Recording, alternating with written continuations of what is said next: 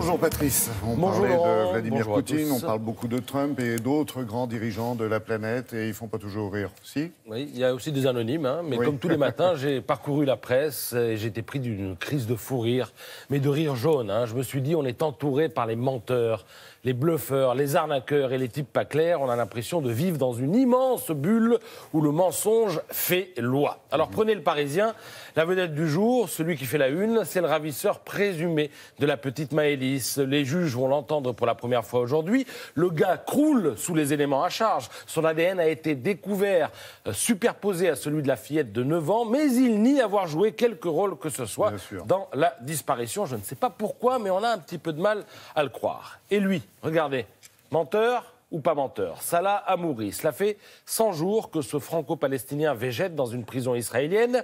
Il est accusé d'avoir copiné avec des terroristes. L'humanité a décidé qu'il était innocent et lance donc une campagne de sensibilisation pour le faire libérer. Mais qui ment, Israël ou l'humanité?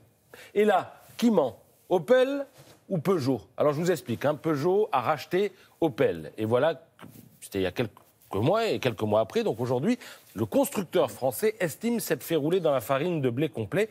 Du coup, son patron Carlos Tavares s'apprête, selon les Échos, à réclamer 500 millions d'euros au vendeur, General Motors. Alors qui ment, le vendeur ou l'acheteur? Ou encore certains médias qui nous présentent Carlos Tavares comme le génie qui a sauvé Peugeot tout seul, comme un grand, sans ses salariés, bien sûr.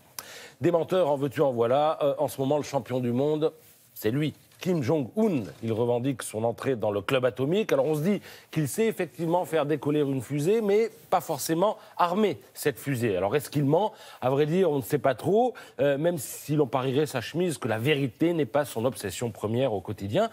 Surtout qu'il est engagé dans un dialogue assez singulier avec un autre menteur de compétition, le prince des faits alternatifs, j'ai nommé bien sûr Donald Trump. Mais il n'y a pas que les hommes qui mentent, il y a aussi les choses. C'est un des miracles de la modernité et de la technologie que de faire mentir les choses, surtout quand elles sont virtuelles. Alors bienvenue dans l'au-delà de la finance.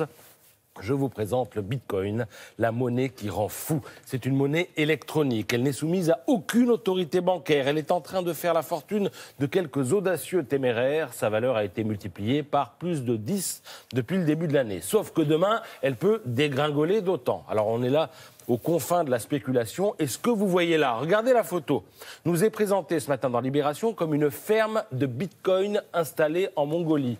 Alors je répète, une ferme de Bitcoin, de la monnaie virtuelle, une ferme, en Mongolie. Voilà. J'ai l'impression qu'on nous cache quelque chose. Il y a au moins un menteur dans tout ça, mais bon, on ne voit pas trop qui, quoi, quand, où. Mais un jour, on va s'apercevoir, mais ce sera trop tard. Bref, le Bitcoin n'est pas le seul à s'envoler. Il y a aussi, ça spécule aussi sur les emprunts étudiants, sur la dette des entreprises, sur le marché de l'art, sur les joueurs de foot et même sur la gousse de vanille qui explose. C'est ce que nous enseigne ce matin l'opinion. Et il y en a un, au moins, qui a compris que tout ça, c'était pas très clair. C'est Cac, le dessinateur. Ce matin, il nous emmène dans une vente aux enchères. Pièce suivante, dit le commissaire-priseur, une statue de Neymar jonglant avec des bitcoins, signé Jeff Koons. Voilà, arnaqué, ruiné, is the new adjugé vendu. C'était La vérité si je mens avec Patrice Randen.